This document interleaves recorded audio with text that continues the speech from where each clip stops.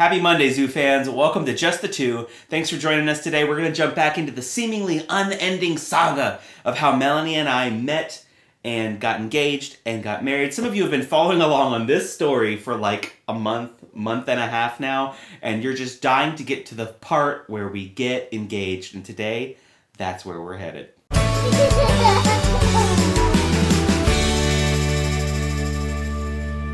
So just some quick housekeeping before we jump into the story. Don't fast forward through this part. We are Mike and Mel. We are the parents of 4 beautiful children. We started our daily vlog channel over on Two in a Zoo, which is not this channel. And this is more of the in-depth content channel that we created because our viewers, many of them wanted more and wanted to know more about us. So this channel is our opportunity to give our viewers that. But if you haven't followed us over on Two in a Zoo, we encourage you to go to the Channels tab on our channel and click subscribe under Two in a Zoo and follow us. We are daily vloggers and we would love to share that experience with you. Additionally, I have a secret channel no one seems to be noticing. There's only like 150 subscribers and you might want to search for that. It's really not hard to find, people. So that's enough of that. Let's get into the story. You had gone back to Campbellsville. Not reluctantly either. She had a passion, she had a dream, she was following it, I supported it. And we never even had a conversation about how will long-distance relationships work. We just went into it, both eyes open, but kind of a little blind to it at the same time. We knew what it was, but we were just going to make it work. So do you want to talk about that semester back at school? Is there anything you remember about it? I mean... Finals. Big projects. Do you even remember what you were studying that semester? Yeah, I was doing a marketing class. I was doing... I took like 8 classes that semester. Yeah. 8. Overachiever. She finished her bachelor's degree in 2 years? 2.5 years. 2.5 years. She finished her master's in what a year and a half. Ended up being a year and a half. As a guy who's done a master's degree twice, that's hard. Even doing it in 2 years is an accelerated program for some programs. So she was an overachiever. And she went back and she had a lot to focus on. She got her finals done. I remember we talked on the phone constantly at that point. At that point is where the phone talk ramped up, like, incredibly. We were texting constantly, and we are just barely old enough. See, the funny thing is, we are millennials by our age, but then there's a lot of ways we have each have an experience, more her than I, that is not that of a millennial. Like, we were both, we're on the very, very, very high end of the age range for being considered a millennial. So we very easily remember texting on a dial pad. Before you had a QWERTY keyboard on, like, your BlackBerry or whatever it was, because, yeah, it was more like...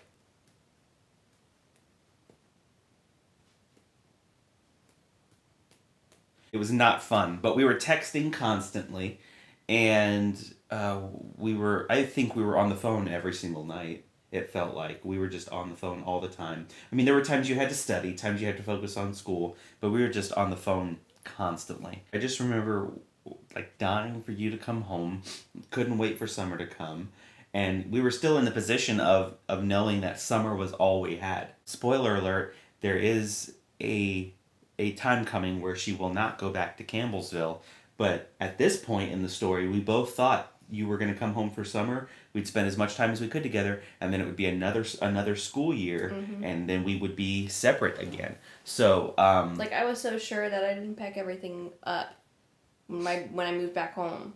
Like, I had a coworker that had all my stuff, basically, and so she actually bet with me and said, "You're not coming back. You're not coming back." And I was like, yes, I am. Like, I was working at a doctor's office. I was doing front desk stuff. The coworker knew you had a boyfriend back home now, and was basically saying, "You're not coming back. When you get home, you're gonna enjoy being there." I was coming back. I never knew that. That's funny. Whoever you are, you were right. You need to cash in on this money. Apparently, you have free money waiting, or some wage. Some payoff from this wager that you never cashed in on. So what happened to all that stuff? Did you... When Mom and Dad moved Brian back for that next semester, they got my stuff from Miss Debbie. How did I not know this? I never even knew that. Well, look at that. Even I'm learning stuff as we go. That's funny. Okay, so Melanie moves home. We start dating. And this is the point at which we are now. More so courting. You know what courting is. I think there's a courtship that's starting to happen, and I don't think nearly enough people in this world consider courtship an actual step you should take.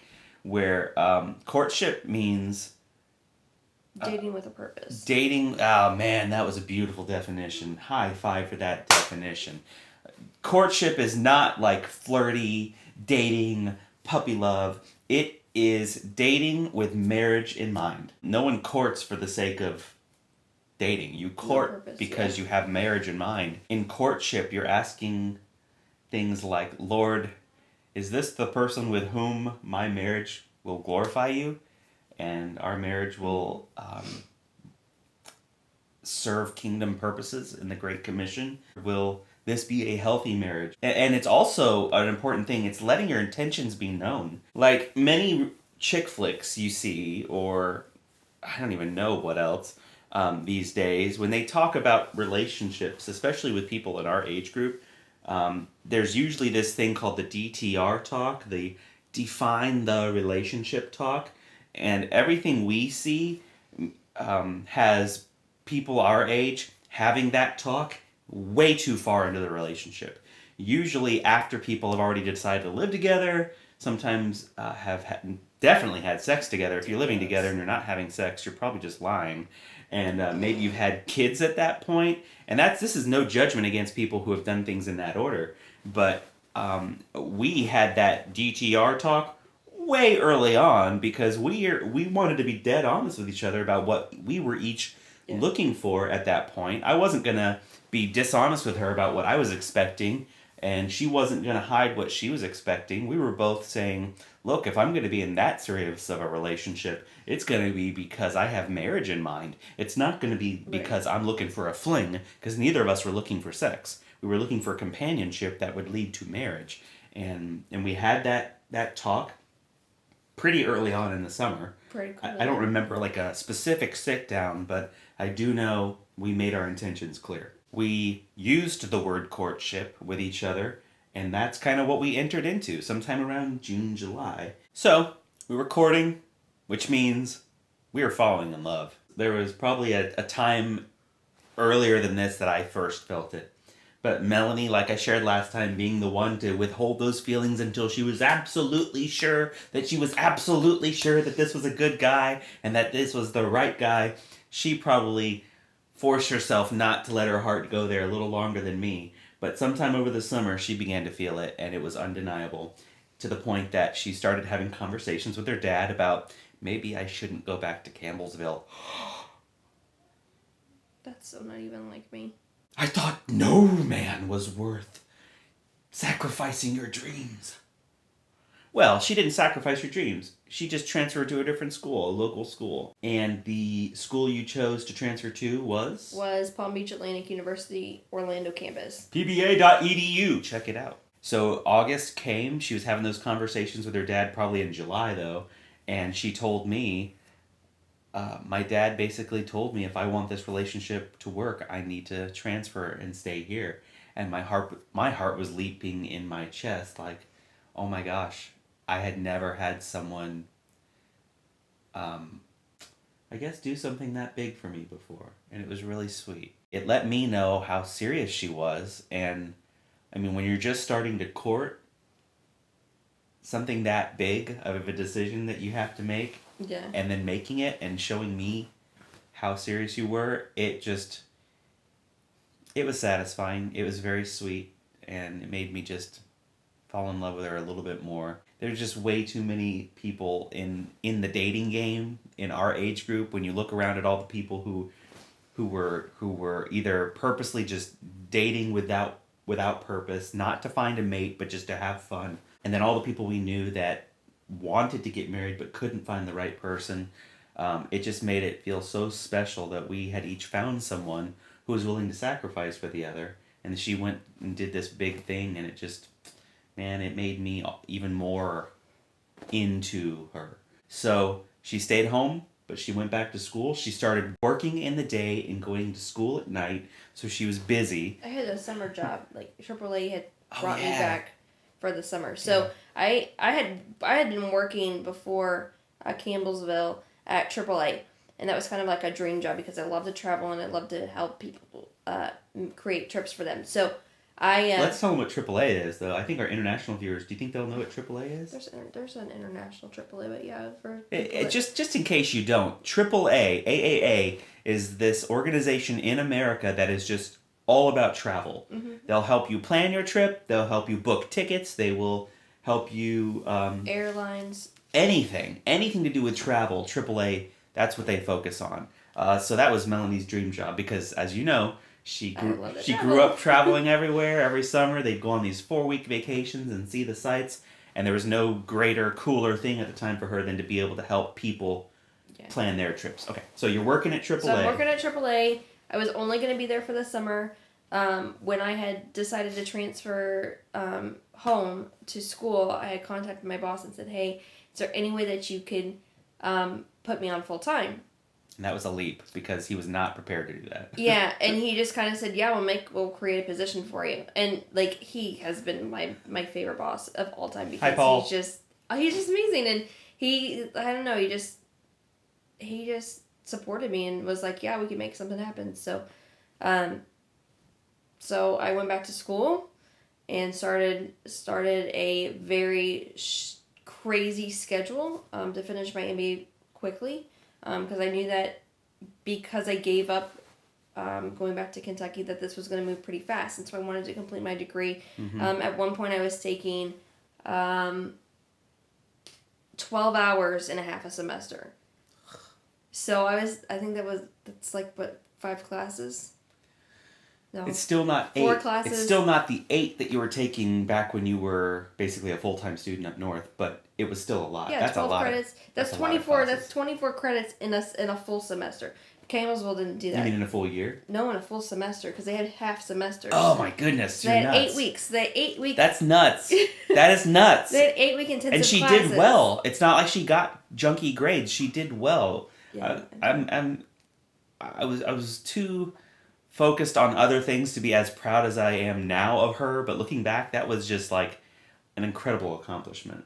And by the way, she said she knew things were going to be moving fast because when you start courting, you start talking about things like, well, if and when we get engaged, how do you see it going? And you start asking each other questions like, how many kids do you want? And questions that you need to get out now before you ever put a ring on the finger. Because for us, when I put that ring on the finger, when I put that engagement ring on the finger, that's permanent. Like for us, that might not be covenant like before God. We still doesn't mean we can have sex or anything like that. But it was still that was a permanent thing. Don't you agree? That's how we viewed it. So we were getting to know each other through courtship in a way that when we got engaged, we knew that was pretty final for us, and we had chosen each other. So we started asking those questions, and we both agreed we didn't want a long engagement. We didn't want to get engaged and then, like Pam and Roy from The Office, be engaged 3 years. We knew that our engagement would have a definite end date, and that when I did put a ring on her finger and ask her to marry me, we would, even right then, pretty much start looking for a date and quickly set a date. Mm-hmm. So what happened was I had asked my dad if he had any premarital books that we could go through, question and answers. And so for about, I would say about a month, I think, we went through this book.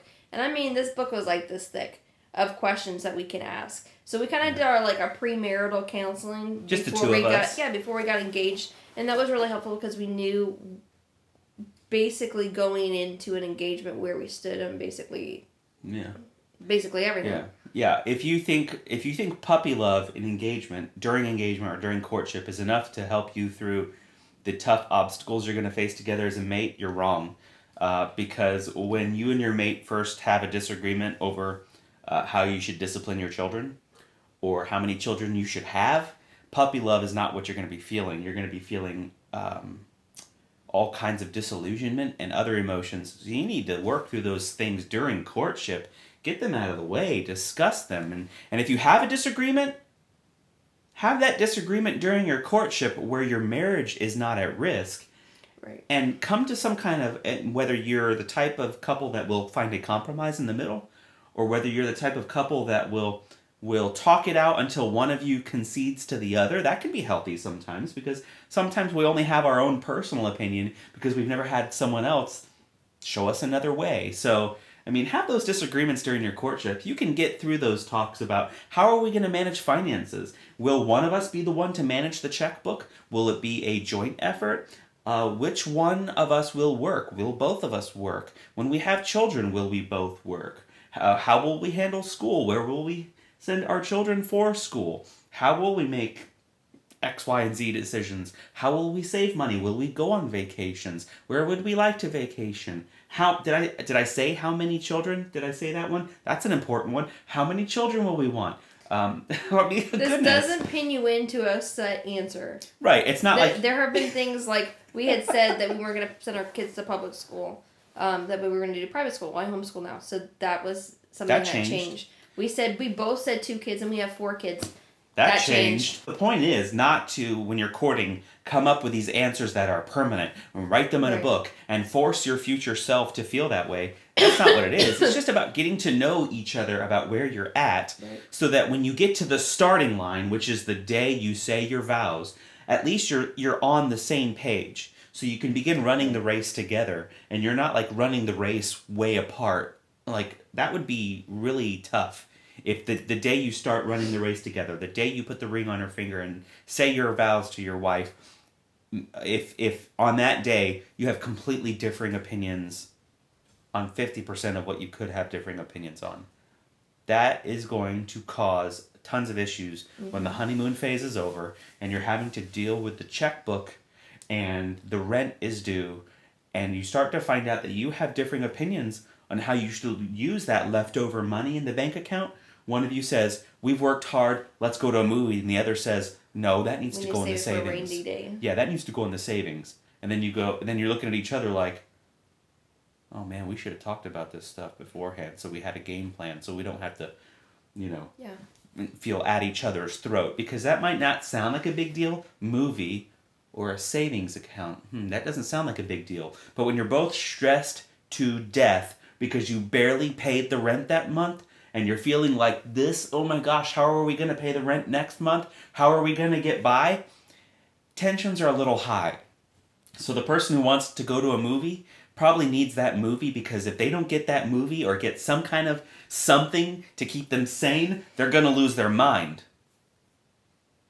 And if the person who wants to save that money doesn't put that money into a bank account right now that has the other person locked out of it so she knows that money's going to be there next month, she's going to go insane, because she's going to lose sleep over whether that money's there next month to help us get ahead next month. So the smallest little things can become big things, and you got to just prepare for those during courtship. So I think we've kind of talked about that enough. So we were courting, and month after month was passing by. She was in school. Sometime in September, I told my mom and my dad that I wanted to ask her to marry me. The first thing I did was the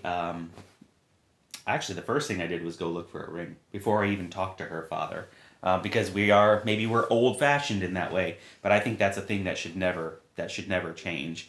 Is consulting a girl's parents before you are so bold as to ask her to marry you. I just think that those parents don't own her. I'm not being like misogynist here. Those parents did invest, 18 to sometimes 30 years of work into helping her become the woman she is today. And they deserve some kind of say. I'm sorry. They deserve some kind of say. That might sound misogynistic, but they deserve some kind of say in whether this random guy, sometimes these days it is a random guy that they've never met before, just gets to marry their daughter. And oh my goodness, because now as a daddy of a little girl who's only invested 4 months into her, I'm still thinking, some little chump is gonna someday come think he can take this girl away from me, and it ain't happening. I'm already feeling that way. So it's not a misogynist thing or treating a girl like property. It's just not what it is at all. It's It's out of respect for the two people in her life who have poured more time and energy and prayer into her than anyone else. They deserve to have me show them honor. You know, because even if they had said no, I wouldn't have given up. That isn't like a no, she's our prop. He wouldn't have said that. He wouldn't have said no to begin he with. He would have said, I don't know, maybe you should wait a few months to see how it works. Yeah. Give it a little more time. That's what he would have said. Yeah, that's what he would have said, yeah. But, you know, it's not, again, it is not a I need to buy your property or I'd like to trade a donkey and an acre of land for your daughter. It's not what this is about. It's about showing honor and respect to the other man in her life who's loved her, but that's it's obviously different, yeah. So anyways, I started looking at rings. I think just after that, or around the same time, maybe the same week, in late September, I think, I started, I spoke with her father, and I think I did speak to him right before I asked you to marry me. It was pretty late in the game, because I think at that point I had already chosen a ring, or was pretty close to having the ring finalized, and was like getting ready to buy it. And I remember taking my mom with me to look at rings, so I was like, I need some kind of female perspective on this.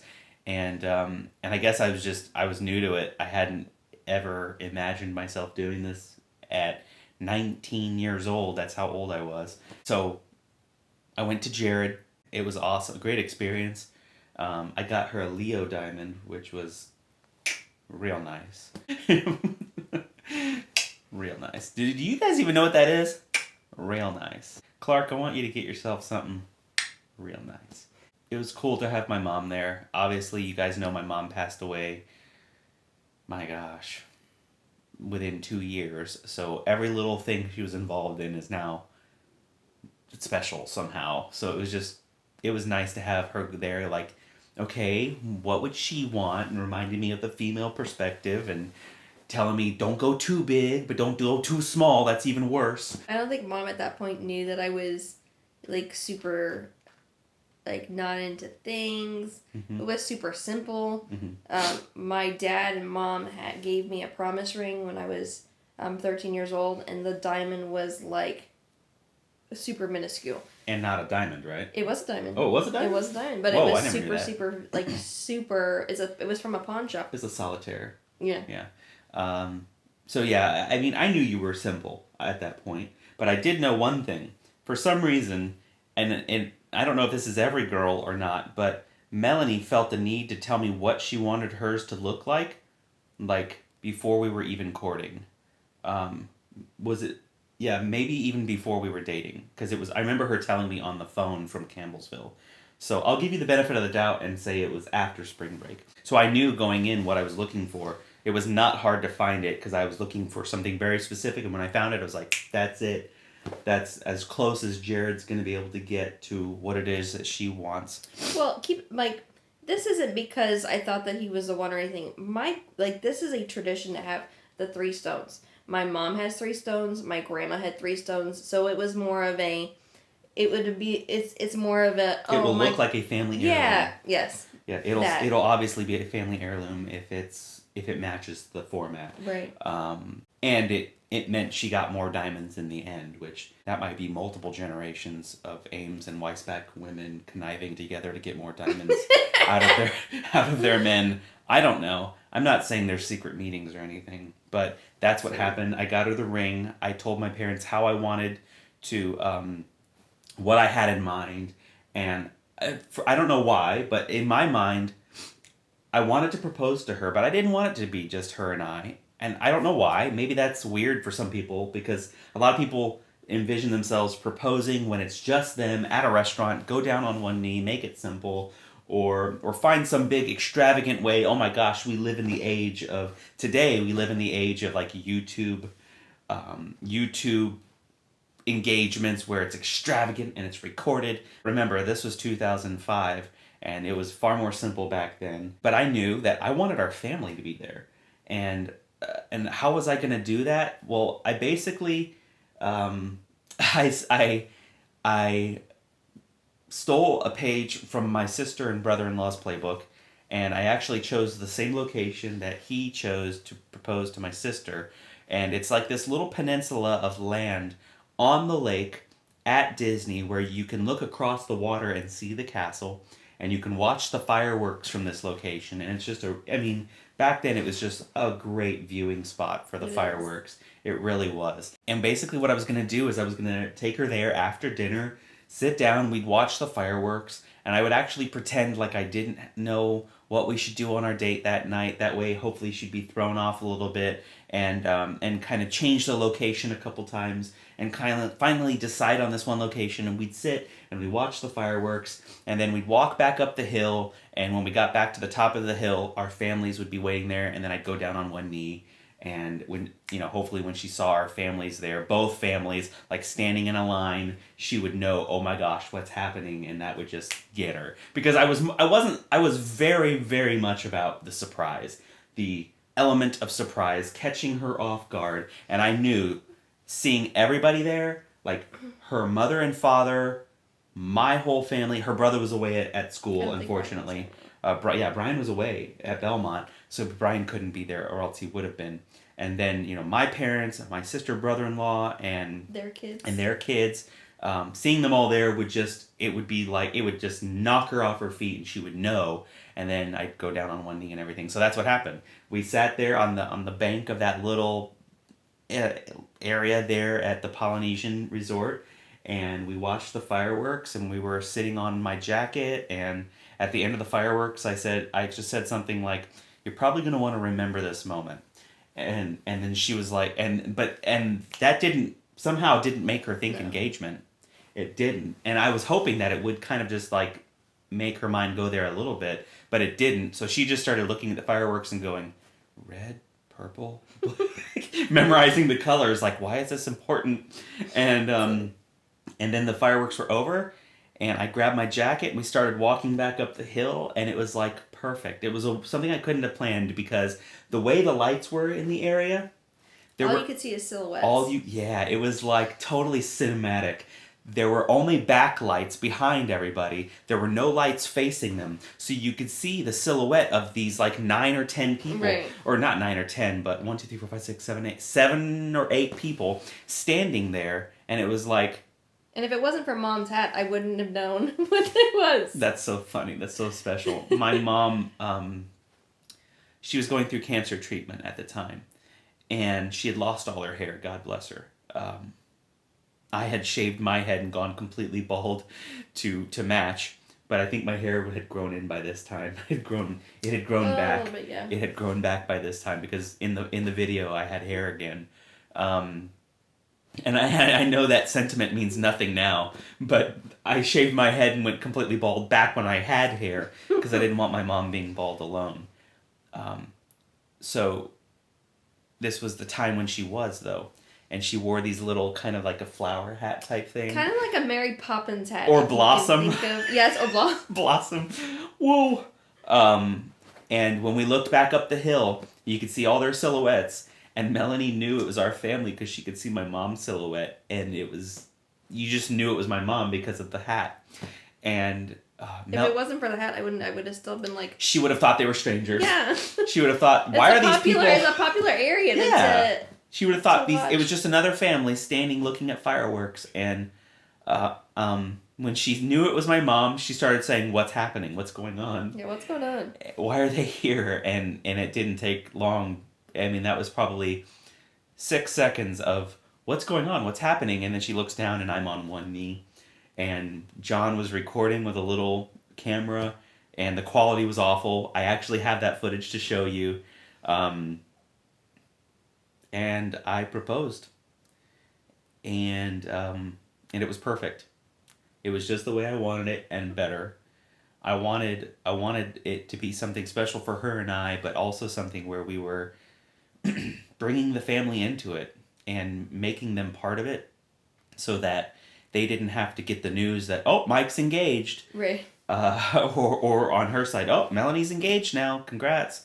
But that we were really wanting them to be part of it, and saying that you being here is important to us because I mean, your family, we want your support, we want your approval, and really it is the merging of two families when you get married. So it seemed like important that they be there, and so that was kind of it. So when I got off one knee, I hugged her. Melanie had not even said yes because she couldn't get out the word. Breathe.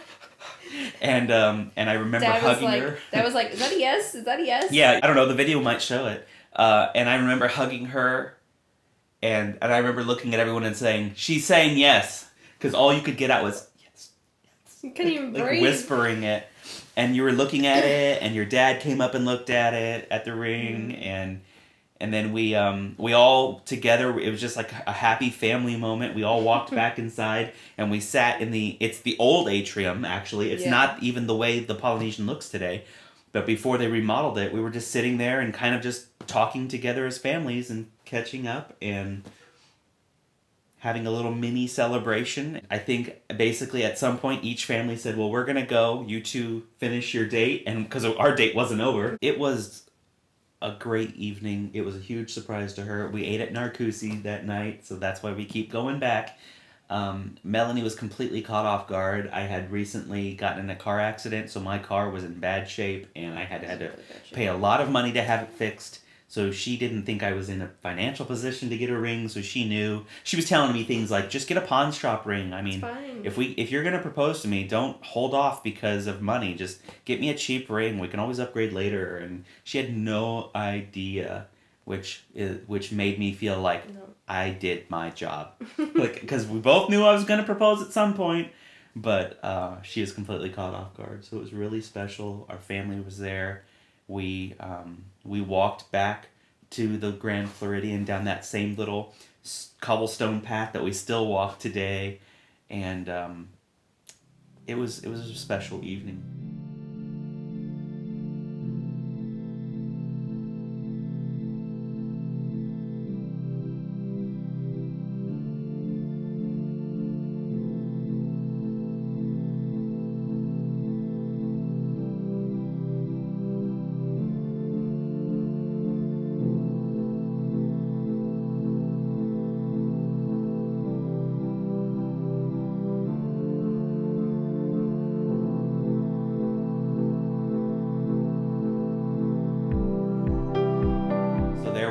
We're engaged.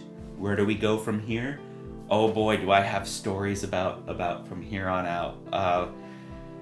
Oh man, okay, but I won't get into it.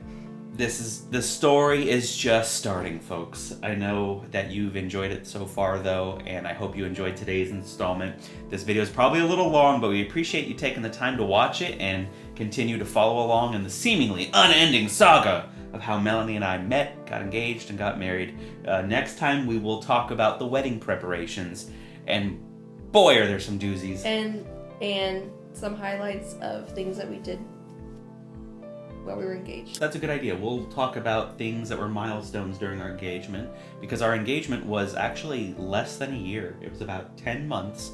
We set a pretty aggressive date, and it probably would have been further back, but there were situations forward. Or further forward. Like in April. It would have been even sooner. It would have probably been an only 6-month engagement, but there were reasons that we had it be 10 months long. And we'll talk about that stuff next time. So, if you enjoyed this video, you know what to do. Like, comment, subscribe, share. If you haven't subscribed to this channel, please do so. If you haven't subscribed to our daily vlogging channel, hop over to Two in a Zoo and subscribe there. And remember, there's that secret channel out there. If you can find it, there's bonus content. I'm not even going to tell you what it is. You got to find it. It should be very obvious. If you have trouble finding it, you just need to click around more, because the link is it's right there in front of your face. So that's it. We will see you Wednesday on our next Behind the Zoo.